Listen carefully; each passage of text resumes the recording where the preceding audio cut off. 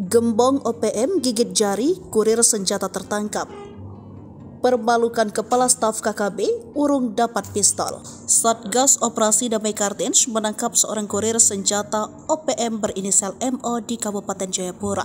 MO ditangkap saat hendak melakukan jual beli senjata di distrik Depapre kepada seorang gembong OPM. Yang mana lawan jual belinya kali ini merupakan seorang anggota OPM dengan jabatan Kepala Staf Kodam 1 Tabi. Kepala Satgas Damai Kartens 2024 Kombes Pol Faizal Ramdhani mengatakan, MO bertujuan menjual satu pucuk senjata api laras pendek kepada Kepala Staf Kodam 1 Tabi OPM berinisial SK. Sementara itu, dari tersangka juga diamankan barang bukti berupa satu pucuk senjata api pendek, sejumlah uang tunai dan kartu ATM. Penangkapan bermula saat tim Ops Damai Kartens 2024 mengikuti pergerakan MO dari kediamannya di Kampung Amai Distrik Depapre untuk bertemu dan melakukan transaksi jual beli senjata dengan SK.